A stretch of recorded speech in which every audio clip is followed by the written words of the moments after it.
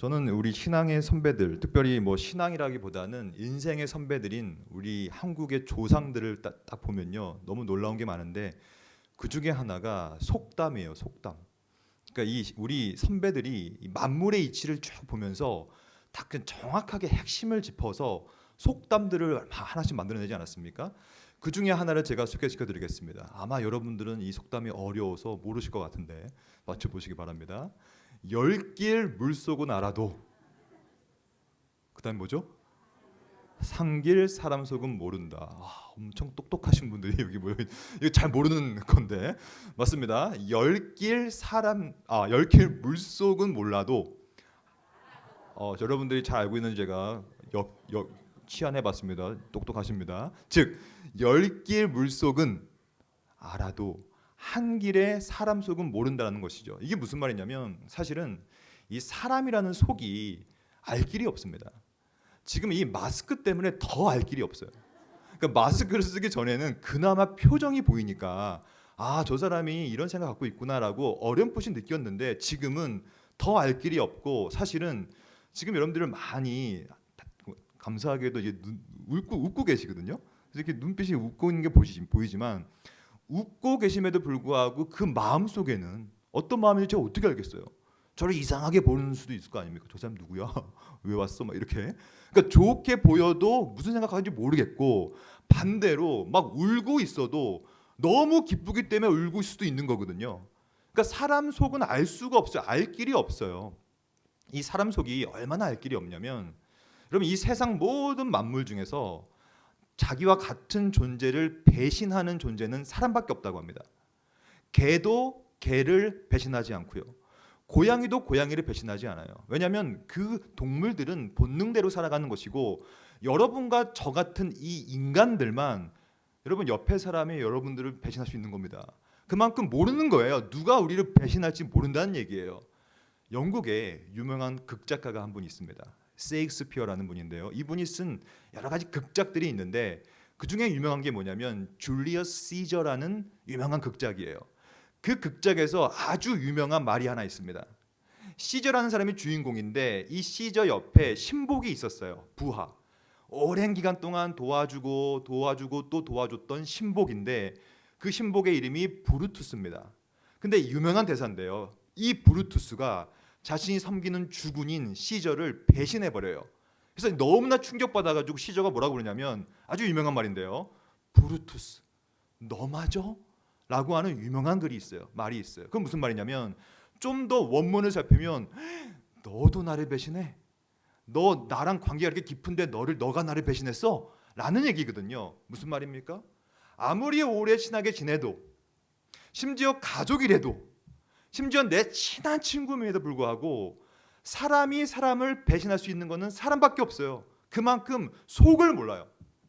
도대체 무슨 생각을 하고 있는지 알 길이 없습니다. 그러나 제가 볼 때는 사람 속도 모르지만 열길 물속도 우리는 몰라요.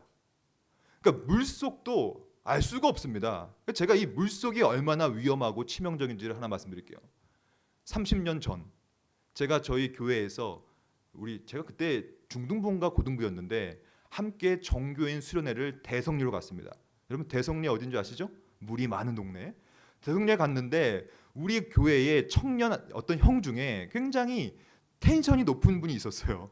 그래서 막 너무 즐거워하는 거예요. 그래서 대성리를 딱 가자마자 그 계곡을 보자마자 거기서 뛰어들었어요. 다이빙을 툭 했어요. 왜냐하면 제가 볼 때도 되게 깊어 보였거든요. 근데 멀쩡하게 뛰어든 그 형이 한참 있어도 안 올라오는 거예요. 그래서 다들 왜 안 올라오지?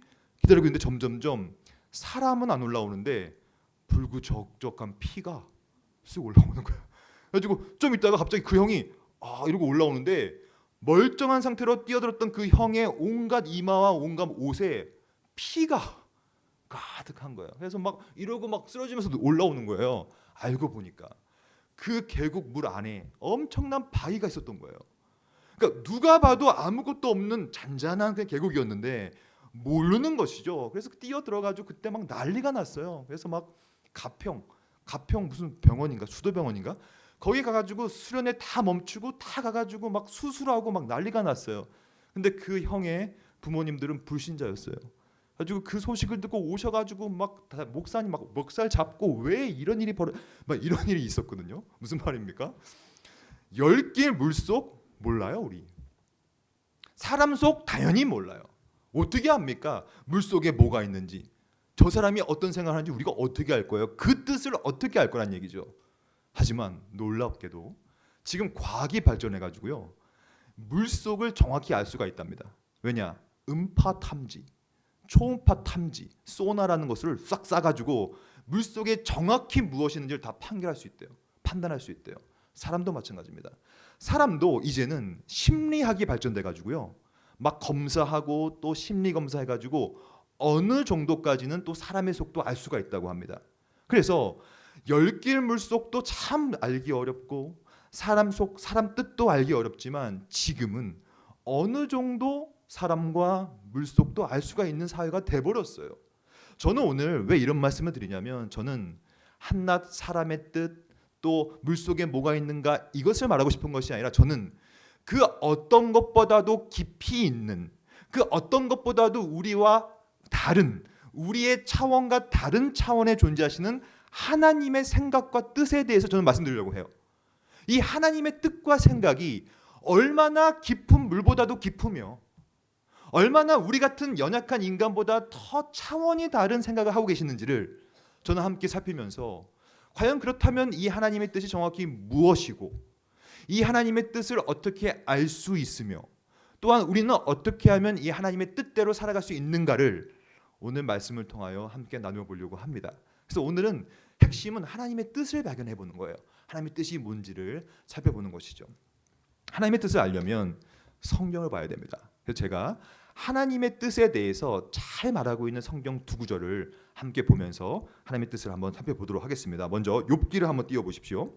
욥기 11장 7절부터 9절 말씀인데요, 제가 읽을 테니까 여러분들 눈으로 한번 쭉 같이 따라와 보십시오. 하나님의 뜻의 속성, 본질을 말하고 있습니다. 네가라는 것은 우리를 말합니다. 너희 같은 인간들이 하나님의 오묘함을 어찌 능히 측량할 것이냐. 이게 중요한 것인데, 하나님의 뜻은 그러므로 측량할 수가 없어요. 물속은 알고 사람 속은 이제 어느 정도 알지만 하나님은 절대가 알 수 없습니다. 어찌 너가 능히 측량하며, 그 이유가 뭐냐면 그분은 전능자예요. 무한한 전능자를 어찌 네가 능히 알겠느냐. 그분은 존재 자체가 하늘보다 높아요. 모든 만물보다 높으신 창조주시며라는 뜻이죠. 그러니까 네가 무엇을 하겠느냐? 네가 과연 하나님의 뜻을 알 수 있겠느냐? 하나님의 뜻을 네가 왈가불가 할 수 있겠느냐? 하나님의 뜻을 힐난할 수 있겠느냐라는 얘기예요. 네가 무엇을 하겠느냐? 그분은 존재 자체가 하늘보다 높고 동시에 스올보다 깊다. 스올이라는 것은 땅 밑에 근저에 깔린 걸 말합니다. 아주 밑에 있는 땅. 그것보다 깊기 때문에 네가 어찌 알겠느냐? 그의 크심은 땅보다 길고 바다보다 넓다.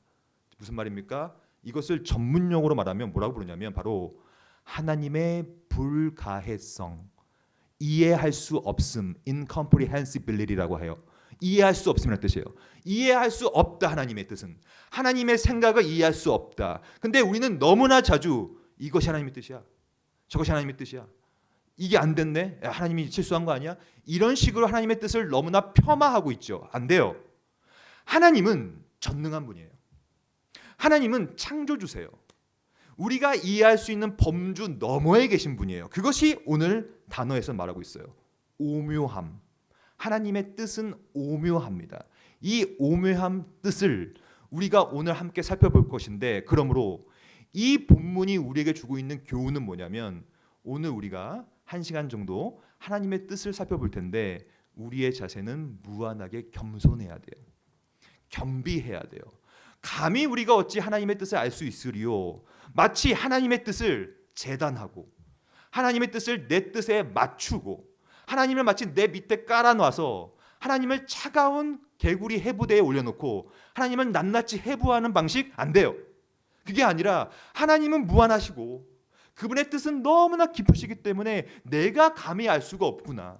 하지만 하나님께서 뜻을 계시하신다면 비로소 내가 알 수 있구나라고 하는 겸비한 자세, 겸손한 자세로 시작할 때만이 오늘 설교의 주제와 내용을 이해할 수 있게 될 것입니다. 그렇지 않으면 우리는 하나님의 뜻을 발견할 수가 없습니다. 왜냐하면 이분은 오묘하고 측량할 수 없기 때문에. 저는 이 욥기 11장보다 더 하나님의 뜻을 잘 설명하고 있는 본문이 있다고 생각하는데요. 그것이 바로 이사야서 55장 8절 9절이에요. 한번 보여주세요.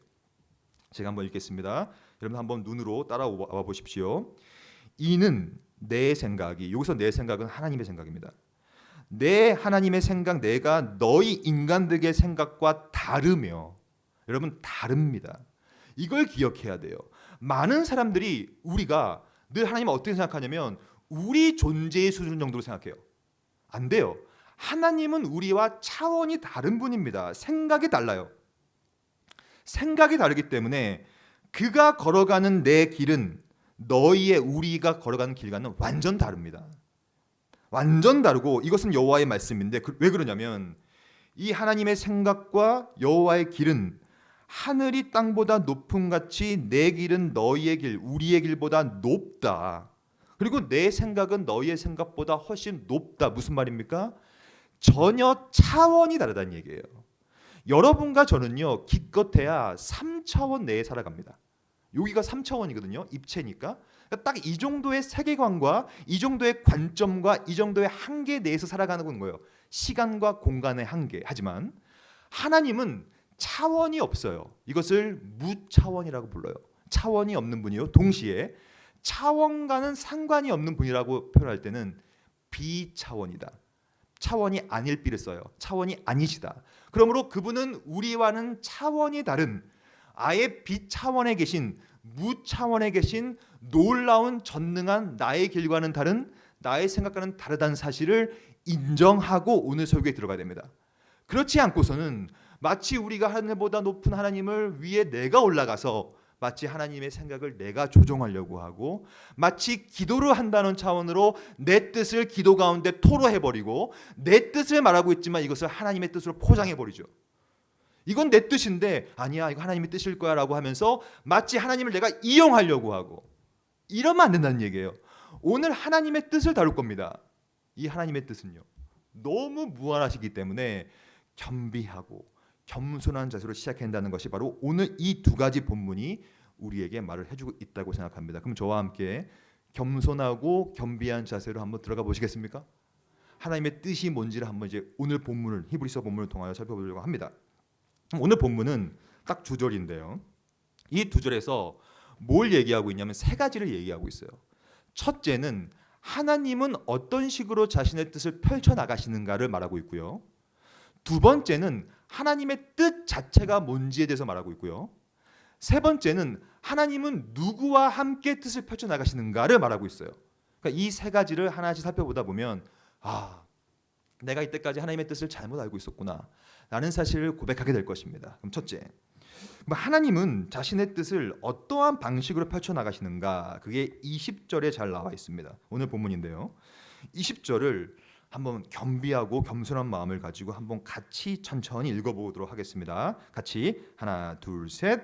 양들의 큰 목자이신 우리 주 예수를 영원한 언약의 피로 죽은 자 가운데서 이끌어내신 평강의 하나님이 라는 말이 나왔죠. 이 본문을 잘 읽어보면요, 너무 다 어울리지 않는 두 가지 단어가 등장합니다. 너무 어울리지 않아요. 그 뭐냐면 바로 먼저 평강의 하나님이라는 말이 나오죠. 그럼 여기서 평강이라는 말과 가장 어울리지 않은 단어가 뭘까요? 평강. 죽음이라는 말도 나오고 또 한 단어, 피예요. 피. 제가 지금 이렇게 서 있죠? 만약에 제가 지금 피를 토한다고 생각해 보세요. 지금은 되게 평화롭죠. 평화로운데 제가 만약에 피를 토하고 제 눈에서 피가 탁 터져고 제 귀에서 피가 줄줄 나오고 갑자기 피를 토하고 왁 하고 쓰러진다고 생각해 보세요. 그럼 아마 이 공간에 평화는 없을 거예요. 아마 사이렌이 울리고 119가 와가지고 저를 실어 가겠죠. 그러면 막 혼비백산 막 난리가 나겠죠. 피라는 것은 평강, 평화와는 가장 어울리지 않는 단어예요. 왜냐하면 지금 이곳에 누군가가 피를 흘리면요, 아마 끔찍할 겁니다. 피라는 것은 원래 우리 몸속에 있을 때만이 가장 평화로운 거예요. 우리 몸속에 있는 피가 밖으로 나오는 순간 영화도 피가 없는 영화인데 갑자기 피가 나오면 19금 영화가 돼버립니다. 왜냐하면 폭력적이기 때문에 그래요. 저는 딸 둘이 있는데요. 초등학교 3학년, 6학년 딸들이에요. 근데 저 첫째 딸이요. 너무 겁이 많아요. 근데 하루는 학교 갔다가 막 울면서 왔어요. 내가 왜 울어? 그러니까 학교에서 금요일에 요즘 학교는요, 여러분 금요일날 영화를 본다고 합니다. 스낵데이라고 해서 과자를 먹으면서 영화를 본대요. 근데 그 영화에서 살인자가 나왔는데 그 살인자가 칼로 누굴 찔러가지고 막 걔가 막 피가 터진 거예요. 그러니까 이 아이가 이 피 터지는 모습을 보고 너무 무서운 거예요. 그래서 막 울고 오는 거예요. 그래서 제가 야 울지 마 울지 마. 근데 영화야. 근데 막 울고 오는 거예요. 왜냐하면 영화 같은데도요 피가 안 나오면요 평광합니다. 평화스러워요. 그러니까 아주 뭐 사랑이 가득한 로맨틱한 영화인데 갑자기 피가 나오면요 굉장히 비참해지고 폭력적이 되는 거예요. 그러므로 이 본문에서 평강이라는 단어와 피라는 단어가 너무 어울리지 않습니다. 서로 모순과도 같아요. 바로 이것이 하나님이 역사하시는 방식이에요. 하나님은 평강의 하나님이지만 말도 안 되는 일, 특별히 평화로운 일을 위하여 십자가라는 사건, 그 누가 봐도 미련하고 멸망한 자들이 봤을 때는 가장 미련하고 어리석은 방식, 가장 평화로운 구원을 주기 위하여 가장 비참한 십자가의 피해 사건을 통하여 그 일을 이끌어내시는 분이에요. 그러므로 여러분들의 삶을 살면서 내 삶 속에 어려운 일이 벌어집니다. 그러면 그 어려운 일을 향하여서 어떤 사람들은 아니 왜 이런 어려운 일이 나한테? 제가 최근에 제가 잘 아는 분이 암에 걸리셨대요.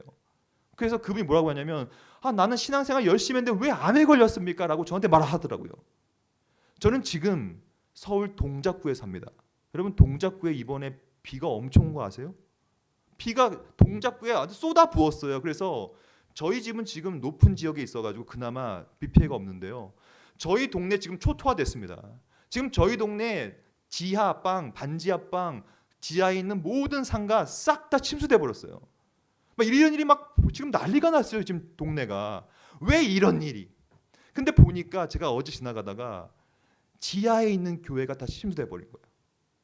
그래서 거기서 막 이 강대상, 이 강대상과 이 긴 장애자를 막 빼더라고. 다 젖어 버렸어요. 그러면 그 교회를 담당하시는 목사님은 어떤 마음이 들겠어요? 왜 나한테 이런 일이? 병에 걸리고 취업이 안 되고 아무리 열심히 공부를 해도 대학을 못 가고 내 삶 속에 안 좋은 일이 막 벌어집니다. 마치 피 같은 일이 벌어집니다. 비참한 일이 벌어집니다. 그럼에도 불구하고 그 일을 벌이시는 분은 오늘 본문이 말하고 있습니다. 평강의 하나님이. 그러므로 신자들은 내 앞에 무슨 일이 벌어져도 일희일비하면 안 됩니다. 왜냐하면 하나님께서는 굉장히 비참한 피라는 사건을 통하여 십자가라는 아주 비참하고 잔인한 사건을 통하여 평화로운 구원을 이끌어내시는 분이에요. 즉 오늘 본문은 말하고 있습니다. 언약의 피로 죽은 자 가운데서 이끌어내는데 죽은 자 가운데서 뭘 이끌어내냐면 생명을 이끌어내요. 이것이 하나님이 일하시는 방식이에요.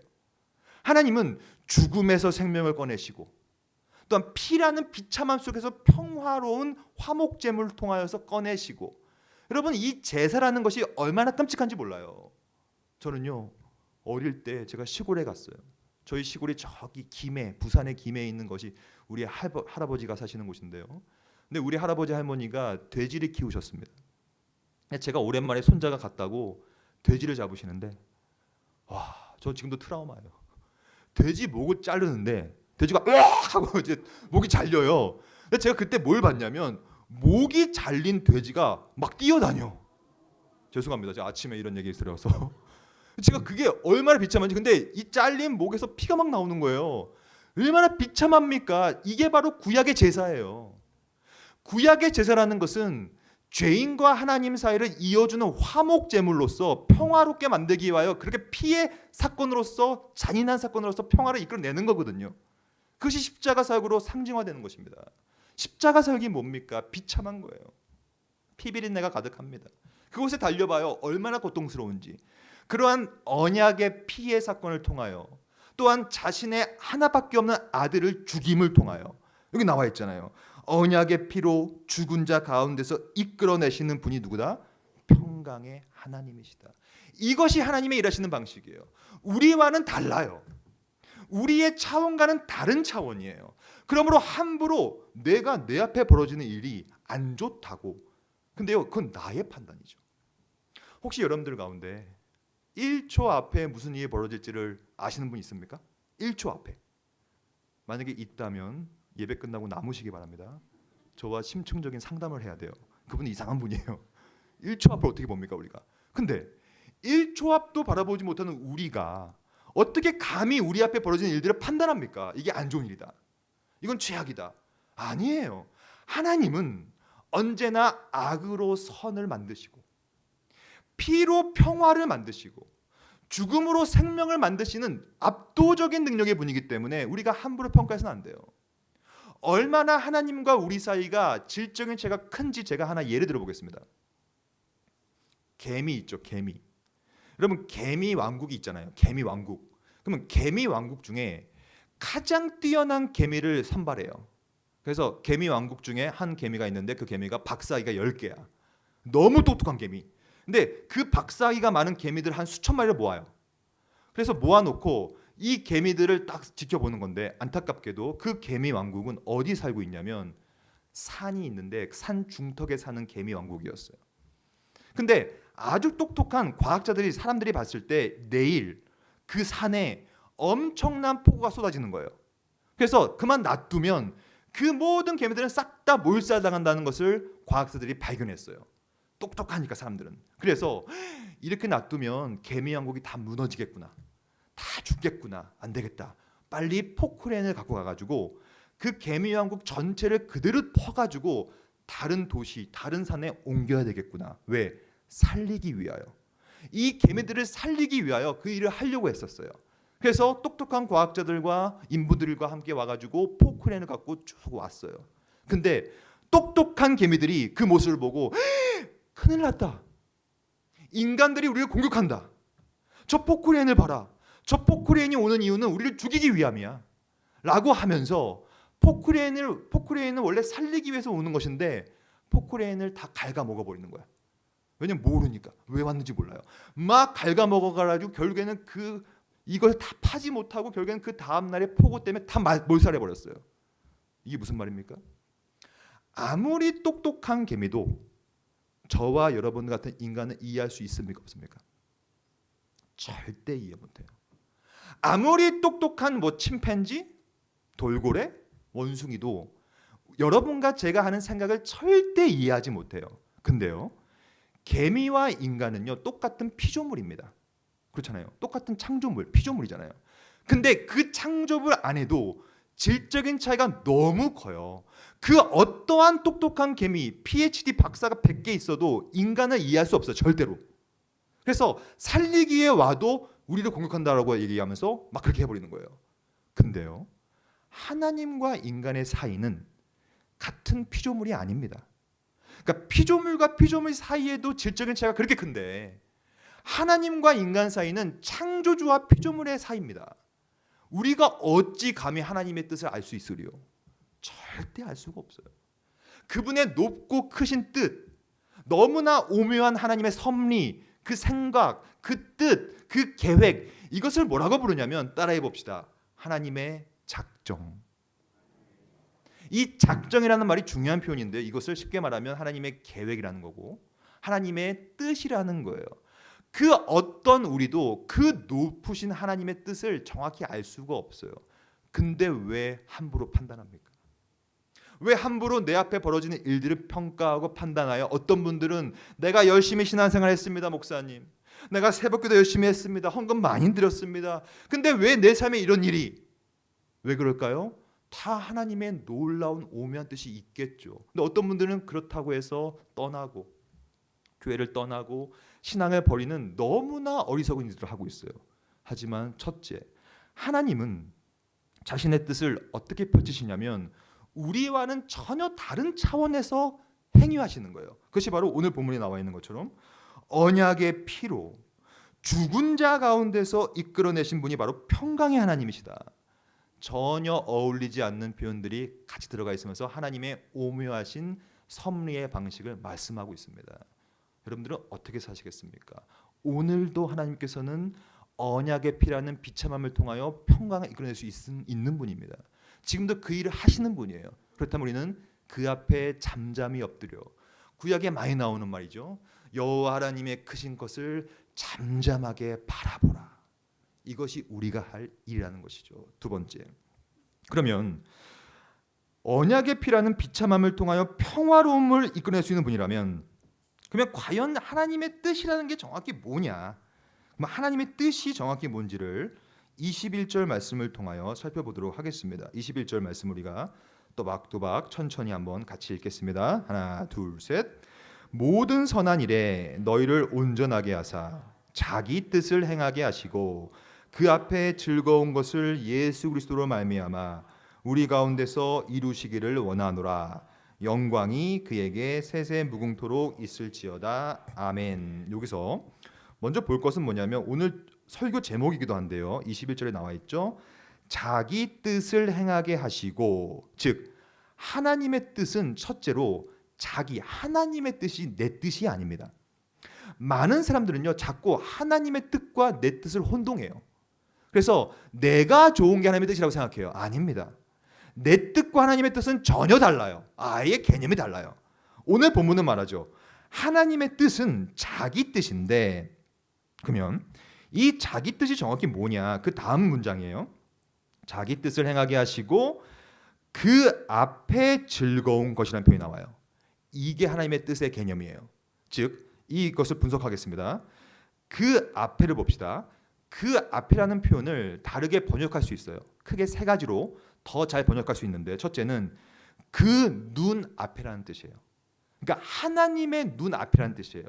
하나님의 눈앞, 우리의 눈앞이 아닙니다, 여러분. 그건 우리의 뜻이고, 하나님의 뜻은 하나님의 눈앞에 있는 것이고, 두 번째로는 하나님의 생각 앞에 있다는 뜻이에요. 하나님의 생각 앞에 있는 것이고, 세 번째는 좀 더 포괄적인 번역인데요. 하나님의 존재 앞에라는 뜻이에요. 즉 우리의 존재가 아닙니다. 하나님의 생각과 눈과 하나님의 시각 앞에 있는 것이 하나님의 뜻이에요. 그런데 그것은 뭐냐? 그 앞에 뭐가 있냐면 즐거운 것이 있어요. 즐거운 것. 이 즐거운 것도요, 크게 세 가지로 좀 더 좋게 번역할 수 있는데요. 그 앞에 즐거운 것은 하나님한테 받아들여진다는 뜻이에요. 하나님께서 받아들여지는 것이다 라는 표현이고요. 하나님 앞에 받아들여지는 것.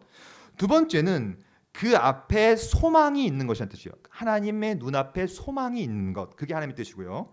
세 번째는 말 그대로 즐겁고 기쁜 것이라는 뜻이에요. 무슨 말입니까? 우리는 이것을 혼동해요. 우리는 기도할 때 하나님의 뜻대로 해주십시오라고 기도하지만 그것은 포장지에 불과하죠. 우리는 늘 하는 게 뭐냐면 내 뜻을 말하죠. 내 앞에, 내 눈앞에, 내 존재 앞에, 내 앞에 내가 즐거워하는 것을 하나님의 뜻으로 포장하죠. 안 돼요. 그건 내 뜻이죠. 이런 게 있어요. 제 아이들이요, 아직도 초콜릿을 좋아해요. 근데 초콜릿을 너무 좋아하니까 제가 뭘 시킬 때 애야, 야 초콜릿 줄게 해. 그럼 초콜릿을 먹습니다. 그래서 그걸 또 해요, 열심히. 근데 초콜릿 좋아하고요, 간식 좋아하는데 간식, 피자, 치킨 이런 거 좋아해요. 왜 애들은 이렇게 이런 것만 좋아하죠? 몸에 안 좋은 거? 근데요, 그것은 그 아이들 앞에 즐거운 게 피자요, 초콜릿이에요. 근데 어느 부모가 애가 좋아하는 것만 줍니까? 그렇잖아요. 저는 아빠로서 저는요, 말 잘 들게 하려고 몇 번 초콜릿은 줄 수 있어요. 피자도 뭐 특별한 날 있으면 또 사줄 수도 있어요. 하지만 걔들이 계속 원한다고 해서 그걸 줘봐요. 계속 자기 눈앞에 즐거운 걸 줘봐요. 그러면 우리 아이들은 아마 영양실조로 죽게 될 거예요. 피폐해지게 될 거예요. 마찬가지입니다. 왜 우리는 내 뜻, 내가 좋은 것을 기도하고 그것이 안 되면 하나님을 원망합니까? 오히려 반대로 생각해야겠죠. 왜냐? 내 기도가 응답이 안 됐다면 이게 더 큰 은혜라고 생각해야 돼요. 왜냐하면 내가 말도 안 되는 것을 내 눈앞에 즐거운 것을 원하고 있거든요. 그러면 성부 하나님은 우리의 아버지세요. 어느 아버지가 자기 자녀 죽으라고 자녀가 원하는 걸 계속 줍니까? 제가 또 갑자기 기억이 나네요. 제 둘째 딸, 막내 딸이요, 아주 어렸을 때, 제가 그때 미국에 있었는데요, 유학할 때, 걔가 저한테 카터칼을 달라고 막 떼쓰는 거예요. 카터칼. 그 제가 절대 안 줬죠. 왜냐? 걔는 그 카토칼이 너무 원했어요. 왜냐? 그 카토칼을 처음 봤던 것 같아 그때 아마. 그러니까 이게 너무 신기하니까 자꾸 달라는 거예요. 왜냐? 그 2살, 3살짜리 아이의 눈앞에 있는 카토칼은요 만지고 싶은 거예요. 그게 즐거웠던 거예요. 근데 저는 아빠로서 절대 안 줍니다. 어떤 미친 아빠가 카토칼을 애한테 줘요? 마찬가지예요. 왜 우리는 하나님 앞에 카토칼을 달라고 요력합니까? 그건 내가 좋은 거죠. 내 눈앞에 좋은 거 카토칼 주십시오. 카토칼 주십시오. 막 어떤 분들은 소나무를 막 뜯어 막 기도 막 죽도록 해. 근데 하나님은 줄 수가 없어요. 카토칼을. 그건 내 눈앞에 기쁜 거지. 하나님 앞에 기쁜 것. 여기 본문에 정확히 말하고 있습니다. 그 앞에 즐거운 것. 하나님의 눈앞에 즐거운 것이 하나님의 뜻이기 때문에 그것이 이루어지는 것이지 내가 원하는 게 이루어지는 것이 아닌 것입니다. 저는 성경을 쫙 보다가 어떤 아비가 진짜 친아버지가 자기 자녀에게 독사, 뱀을 던지리요. 이런 말이 나와요. 우리 하늘에 계신 우리 아버지는요. 사도신경에 잘 나와 있죠. 전능하사 천지를 만드신 하나님이 나의 아버지시다. 그 아버지기 때문에 우리 앞에 좋은 걸 떼었다고 해서 주지 않아요. 그러므로 성경은 절대로 하지 못하는 일을 명령하지 않습니다. 근데 제가 성경을 쭉 읽으면서 가장 하기 어려운 명령이 하나 있는데 그게 뭐냐면 범사에 감사라는 명령이에요. 범사. 모든 것을 포함하죠. everything. 즉 좋은 일도 범사요, 나쁜 일도 범사입니다. 근데 내 삶 속에 우리 집이 다 침수당해가지고 암에 걸리고 취업도 안 되고 막 계속 아프고 이러한 상황 이게 범사 중에 하나예요. 근데 그때 우리는 어떻게 감사할 수 있을까요? 바로 오늘 우리가 배운 것처럼 하나님 앞에 즐거운 것이 이루어지는 것이 하나님의 뜻이라는 사실을 기억할 때, 즉 하나님의 뜻을 기억할 때만 우리는 감사할 수 있어요. 왜냐? 그것을 받지 못한 게 감사니까. 받지 못한 게 너무 큰 감사인 거예요. 우리한테 카토카를 주지 않은 거니까. 우리한테 초콜릿을 안 주신 거니까. 그것이 우리를 사랑하시는 아버지의 아주 중요한 일이었으니까. 얼마나 감사합니까? 그러니까 우리는 단 한순간도 원망하거나 불평하거나 하나님을 믿지 않거나 하면 안 돼요. 우리는 범사에 감사하라. 근데 어떻게 감사할 수 있습니까? 쉬지 말고 기도하라. 쉬지 말고 기도하는 방식이 뭔지 아십니까? 하나님의 작정과 뜻을 계속 묵상하는 방식으로 기도해야 되는 거예요. 어떻게 이런 일이 내 삶에? 하지만 하나님은 평화의 하나님이시지만 언약의 피로 죽음 가운데서 생명을 이끌어내시는 압도적으로 다른 차원의 분이구나. 이것을 묵상하면서 살아갈 때만이 비로소 범사에 감사할 수 있게 되는 것입니다. 저는 어떻게 생각하시는지 아십니까? 저는 제 기도가 응답이 안 되는 것을 되게 감사하게 생각해요. 내가 다른 걸 구했구나. 하나님의 뜻을 구한 게 아니라 내 뜻을 구했구나. 너무 감사하다. 기도가 응답되지 않아서 너무 감사합니다. 이렇게 할 수 있는 거예요. 왜냐? 그것이 하나님의 놀라운 뜻이기 때문에 그렇습니다. 기억하십시오. 하나님의 뜻은 내 뜻이 아니라 하나님의 눈과 존재와 그의 시각 앞에 있는 즐거운 것입니다. 내가 즐거운 것은 내 뜻이겠죠. 세 번째. 그러면 우리가 두 가지를 봤죠. 하나님의 뜻은 정말로 차원이 다른 형식으로 이루어진다. 두 번째는 하나님의 뜻은 하나님 앞에 즐거운 것이다. 그러면 세 번째로. 그러면 이 뜻이 어떠한 방식과 누구를 통하여 그 뜻이 펼쳐나가시는가 이걸 좀 보려고 합니다. 그것이 바로 21절 말씀인데요. 21절 초반부 말씀이에요. 여러분 다 읽은 말씀인데요. 제가 한번 다시 읽어보겠습니다. 하나님은 어떤 식으로 자신의 뜻을 펼쳐나가시는가? 21절 모든 선한 일에 너희가 우리입니다. 우리를 온전하게 만드사. 이게 무슨 개념이냐면 하나님은요 절대로 홀로 일하지 않아요. 하나님은 언제나 자신의 형상으로 만든 여러분과 저 하나님의 형상으로 창조된 인간을 통하여 자신의 뜻을 이루어 가십니다. 그것이 바로 모든 선한 일에 너희를 온전하게 하사 뛰어넘어서 그 중간에 가면 우리 가운데서 이루시기를 원하시느니라. 즉 하나님은 자신의 뜻을 스스로 그냥 끝내버리는 것이 아니라 언제나 우리를 온전하게 만드사 우리 안에서 우리의 행위를 통하여 우리의 기도를 통하여 우리의 봉사를 통하여 자신의 뜻을 이뤄나가시느니라. 그럼 이것을 뭐라 부르냐면 전문적인 신학 용어로 여러분들 수준이 높으시니까 이 정도는 알아야 됩니다. 이것을 신적 협력이란 말을 써요. 신적인 협력. 무슨 말이냐? 하나님께서 인간들과 함께 협력하여 자신의 일을 펼쳐나가신다는 뜻이에요. 그러므로 하나님은 혼자 일하지 않아요. 예를 들어 볼까요? 성경을 봅시다. 이 성경은요, 하나님이 쓰셨지만 하나님이 그냥 하나님의 손으로 쭉 써가지고 우리한테 준 게 아니에요. 이 성경은 하나님이 쓰셨지만 인간이라는 저와 여러분들을 통하여, 성경 저자라는 인간을 통하여 쓰신 거예요. 그렇죠? 그것이 신적 협력이에요. 구원도 마찬가지죠. 구원은 말씀을 듣고 믿음이 나서 구원에 이르는 거예요. 그래서 구원도 그냥 뚝 주면 될 텐데, 각자 구원 받아라 주면 될 텐데, 그렇게 하지 않으시고 인간이라는 설교자, 그리고 복음을 듣게 만들어서 우리가 믿음이 나서 구원에 이르게 만들어요. 다 협력 사역이죠. 예수님이 오시는 것도 보십시다. 예수님을요, 하늘에서 뚝 떨어뜨리면 될 텐데 그렇게 안 하십니다. 반드시 인간이라는 마리아를 통하여 오시죠. 이게 다 마찬가지예요. 그리스도의 죽으심도 그냥 죽으시면 될 텐데 로마 병정과 본디오 빌라도와 많은 사람들을 사용하셔서 돌아가셔서 죽으십니다. 이게 무슨 말입니까? 하나님은 분명히 혼자 할 수 있어요.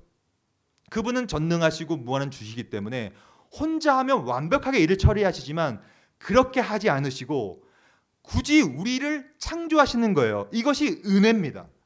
자신의 일을 스스로 해야만도 불구하고, 할 수 있음에도 불구하고 그렇게 하지 않으시고 자신의 형상대로 우리를 만드셔서 우리에게 그 일을 할 수 있게끔 능력을 주시고 또한 다실 수 있는 능력을 주셔서 함께 협력하기를 원하시는 거예요. 그것이 바로 오늘 본문에 나와 있죠. 오늘 본문을 다시 볼까요? 모든 선한 일에 너희를 온전하게 하사. 이 온전하게 하사라는 표현을 또 다르게 번역할 수 있는데요. 좀 더 의미를 살리면, 첫째, 너희를 준비시키사. 우리를 준비시키고, 두 번째는 우리를 단련시키사, 단련시키는 것이고, 세 번째는 우리를 예비하사. 즉 하나님은 자신 앞에 있는 즐거운 뜻을 실행에 옮기기 위하여 우리를 준비시키고 단련시키고 예비시킴을 통하여 우리 안에서 그 일을 이루시는 거예요. 그럼 이 단련이 뭔가? 저는요, 단련을 생각할 때마다 뭐가 떠오르냐면 다이아몬드가 떠올라요. 여러분, 다이아몬드를 만드는 방식이 두 가지가 있다고 합니다. 천연 다이아몬드가 있고 인공 다이아몬드가 있어요. 그럼 먼저 천연을 볼까요? 천연 다이아몬드는 어떻게 생기냐면 최소 350km를 땅을 파고 들어간대요. 그러니까 최대 720km까지 파고 들어간대요. 그러면 이게 얼마나 깊은 거냐면 서울에서 부산까지 왔다 갔다 하는 거리예요. 그 정도로 깊이 파는 거예요. 그러면 그것을 파면요, 그것이 얼마나 뜨거운지, 몇만 도의 지열, 너무 뜨거운 것이 거기 안에 있는 거예요. 마그마가. 그리고 그 뜨거움 때문에 압력이 엄청 높아서 몇만 기압이 거기 안에 형성되고 있대요. 그래서 그 안에 있는 땅 깊은 곳에 있는 탄소가 수백 년 동안, 수천 년 동안 계속 견디는 거예요. 견디고 또 견디고 뜨거움을 견디고 압력을 견디면 견디지 못하면 확 터져버려서 또 탄소로 남아버리고, 하지만 또 견뎌요. 내 삶의 어려움, 힘듦, 고난, 고통, 신앙생활 열심히 함에도 불구하고 또 어려움, 또 내 병 걸리고 또 힘들고 계속 견뎌요. 단련시켜요. 그러면 최종적으로 뭐가 만들어지냐면 천연 다이아몬드. 반짝반짝 빛나고 누구나 갖고 싶어 하고 값비싼 그 천연 다이아몬드가 만들어지는 거예요. 근데 이 천연 다이아몬드와 인공적으로 만드는 다이아몬드는 겉모습은 똑같지만 그 안을 파보면 완전 다르대요. 왜냐? 인공 다이아몬드는요, 흑연을 사용한대요. 흑연. 그래서 인공적으로 풀무불 가운데 1500도 이상 그리고 5만 기압을 쫙 해가지고 몇 시간 동안 쭉 하면요, 이게 계속 응고되면서 흑연이 나중에 인공 다이아몬드가 된대요. 근데 그것은 얼마 정도밖에 안 견디고 단련하기 때문에 그 질 자체가 천연 다이아몬드와는 차원이 다르다고 합니다. 무슨 말입니까? 우리는 왜 이렇게 힘든 삶을 삽니까? 왜 우리 삶 속에서 이렇게 힘든 일이 벌어지죠? 전부 다 하나님께서 하나님의 조력자인 우리, 하나님의 형상으로 만든 우리를 통하여서 자신의 일을 펼치시기 위하여 그 일을 하시는 거예요. 오늘 본문이 말하고 있지 않습니까? 모든 선한 일에 너희를 단련시키사. 단련시켜서 뭘 하시냐면 오늘 설교 제목이에요. 자기 뜻을 행하게 만들려고. 자기 뜻이 행하게 되기 위하여 우리를 단련시키는 거예요.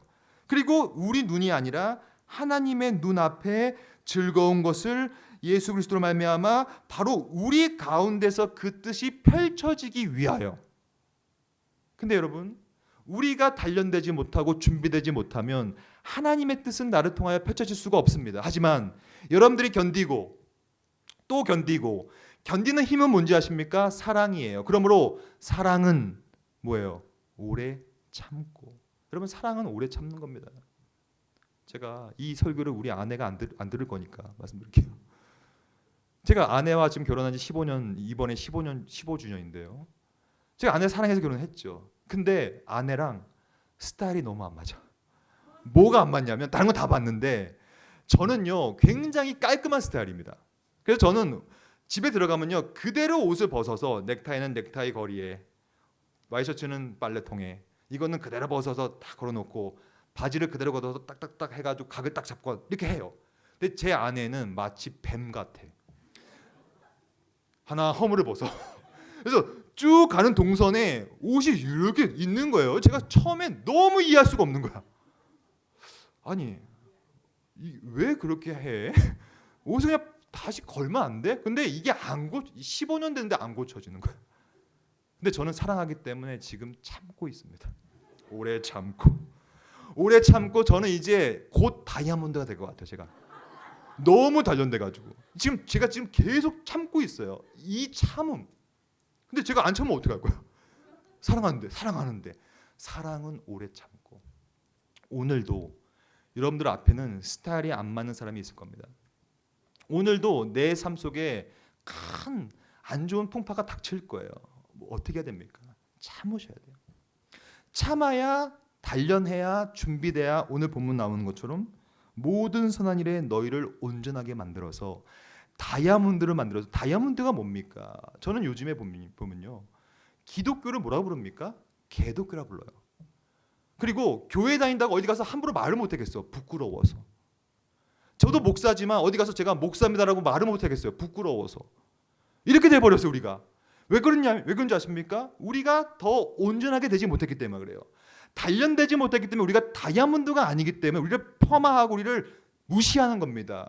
우리가 진짜 다이아몬드가 된다면, 견디고 또 견뎌서 온전하게 된다면 우리를 통하여 하나님의 역사가 펼쳐지기 때문에 반짝반짝 빛나는 다이아몬드는 다 갖고 싶어 합니다. 우리가 더 이상 매력적인 교회가 안 됐던 거예요. 매력적인 기독교인이 아니었던 거예요. 누구나 갖고 싶고, 그래서 값비싼 희소 가치가 있는 사람이 안 됐던 거예요. 왜냐하면 우리가 단련하지 못했으니까, 참지 않았으니까. 왜 교회에서 참지 못합니까? 교회는 그리스도의 사랑으로 묶인 공동체예요. 그리스도도 참으셨어요. 아마 그리스도가 고난을 참지 못하고, 십자가를 참지 못하고, 그 채찍질을 참지 못하고, 에이 때려칠래, 나 힘들어, 나 하기 싫어, 이렇게 했다면, 참지 않으셨다면, 우리를 끝까지 사랑하지 않으셨다면 아마 우리의 구원은 없을 거예요. 하지만 그리스도도 똑같은 일을 오늘 본문처럼 하셨어요. 바로 모든 선한 일에 단련하여 준비하여 온전하게 되셔서 바로 그 가운데서 하나님의 뜻이 펼쳐나간 거예요. 그러므로 여러분과 저는 전부 다 하나님의 도구요 협력자입니다. 이것을 전문용어로 신적 협력이라고 말씀드렸죠. 이 신적 협력을 좀 더 뜯어보면 바로 하나님을 뭐라고 부르냐면, 신적 협력 개념에서는 1차 원이라 불러요. 1차 원인. 모든 것의 시작점이에요.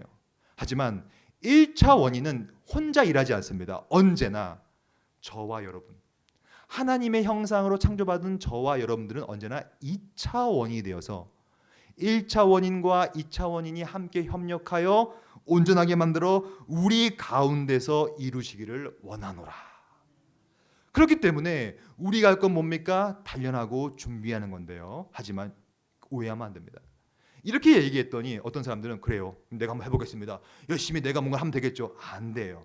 그래서 오늘 본문은 어떤 식으로 단련하고 어떤 식으로 주님의 뜻을 이뤄가시는가에 대한 방식을 말해주고 있는데, 그것이 바로 21절에 보면요, 다시 제가 읽어볼까요? 21절 말씀, 제가 지금까지 말씀드렸던 내용들을 잘 곱씹으면서 한번 쭉 같이 읽어보겠습니다. 같이 한번 읽어볼게요. 하나 둘 셋. 모든 선한 일에 너희를 온전하게 하사 자기 뜻을 행하게 하시고 그 앞에 즐거운 것을 예수 그리스도로 말미암아 우리 가운데서 이루시기를 원하노라. 영광이 그에게 세세무공토로 있을지어다. 아멘. 어떠한 방식이냐면 여기 나와 있어요. 예수 그리스도로 말미암는 방식. 그러니까 내가 할 수 있는 게 아니에요. 우리는 온전하게 되는데 어떻게 온전하게 될 수 있냐면 주 예수가 누구냐면 하나님의 아들이요 요한복음 1장에 의하면 말씀이시요 로고스 되시며 그분이 성경 그 자체예요. 그러므로 우리가 하나님의 뜻을 이뤄가고 싶으시다면 2차 원인으로서 합당한 협력자, 조력자가 되고 싶으시다면 우리가 할 수 있는 유일한 길은 바로 말씀을 가까이 하는 겁니다. 여러분들 가운데 교회에 오실 때 일주일에 한 번 먼지 쌓인 성경책을 갖고 오신다면 더 이상 여러분들 가운데 하나님의 뜻이 펼쳐질 수가 없어요. 왜냐? 그것이 오늘 본문이 정확히 말하고 있어요.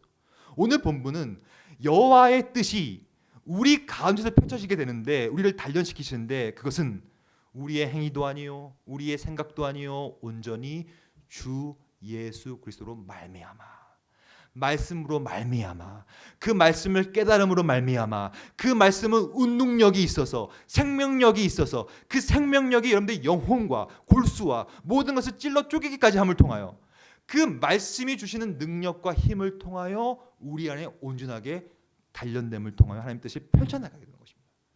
그러면 그렇게 될 때, 즉 내가 한 것이 아니라 말씀이 그렇게 해주셨을 때 비로소 우리가 할 수 있는 고백은 무엇이냐? 오늘 마지막 본문 바로 영광이 그에게 그가 누구예요? 하나님 그리스도와 하나님에게 세세무궁토록 있을지어다. 아멘. 왜냐하면 하나님의 뜻이 나를 통해 역사했지만 말씀의 힘을 통하여 이루어졌으니 내 영광이 아니죠. 많은 사람들은 내가 하려고 합니다. 교회 중직자일수록 내가 하려고 합니다. 내 것을 드러내려고 합니다. 안 돼요. 뭐가 되었든 그것이 뭐가 되었든 그것이 완성되었다면 그것은 말씀의 힘으로 된 것입니다. 그러므로 모든 영광은 그에게만 세세무궁토록 돌려져야 돼요. 이것이 오늘 본문이 말하는 하나님의 뜻이 무엇이고 하나님의 뜻이 어떤 식으로 펼쳐지고 그곳에 우리가 할 역할이 무엇인지가 오늘 본문에 잘 드러난 것입니다. 말씀을 정리하겠습니다. 저는 오늘 이 말씀을 어제 준비하면서 갑자기 아주 옛날 경험이 떠올랐어요. 그건 뭐냐면 제가 아까 말씀드렸죠. 제가 결혼 15주년이라고 16년 전에 있었던 일이에요. 제 아내, 제 그때 여자친구죠. 여자친구가 연애를 하고 있는데 그때 무슨 일인지 모르겠는데 좀 티격태격했어요. 근데 티격태격 좀 하다가 제 그때 여자친구, 제 현재 아내가 저한테 이렇게 얘기했어요. 한번 여성분들은 잘 한번 들어보세요. 여성분들은 여성의 생각을 잘 아니까 이렇게 얘기했어요. 이렇게 하려면 그냥 집에 가세요. 그래서 제가 그랬어요. 그래? 그 집에 가면 안 되지. 좀 더 대화를 해서 풀어야지. 근데 아니 싫어요. 집에 가세요. 내가 몇 번은 확인했어요. 진짜 집에 가도 돼? 집에 가면 안 되잖아. 또 안 되잖아. 가세요. 그래서 자꾸 가라는 거야. 제가 진짜 집에 갔어요. 안 되죠. 근데 제가 그 다음날 전화를 했는데 전화를 안 받아. 그 다음날도 안 받아. 그 다음날도 안 받아. 그래서 제가 집에 찾아갔어요. 근데 제가 그때 뭘 느꼈냐면 와, 여성의 생각은 깊고도 넓고다. 알 수가 없구나. 전 솔직히 지금도 모르겠어. 아니 가라 그랬는데 가라 그랬는데 제가 몇 번 물어봤어요. 진짜 가도 되냐? 된대. 그럼 간 거예요 저는. 그럼 안 되겠죠 여러분? 제가 문제입니다. 제가 문제예요. 근데 저 남자들은요 이 여성의 깊으신 생각을 알 길이 없어. 근데요 이 여성의 생각은 저는 지금도 모르겠고 제가 15년 살지만 왜 뱀같이 그렇게 허물어 보는지 모르겠어요 저는. 그 깊은 생각을 몰라 저는. 모르지만 놀라운 일이 있습니다. 저는 사실 남자로서 여자의 깊으신 뜻을 알 수 없지만 하지만 하나님은요 자신의 그 깊으신 뜻을 우리한테 알려주고 싶어 하세요. 그것이 언제냐면 바로 은혜의 방편이라고 하는 설교 시간입니다. 저는 여러분들이 그 어떤 시간보다 귀하고 영광스럽게 생각해야 될 시간이 바로 이 설교 시간이라고 생각해요. 설교 시간은 뭐라고 부르냐면 그래서 은혜의 방편이라 불러요. 즉 은혜를 받는 유일한 방식이에요. 하나님은 자신의 깊으신 뜻, 오묘한 뜻, 측량 불가능한 뜻을 설교 시간을 통해 우리한테 알려주십니다.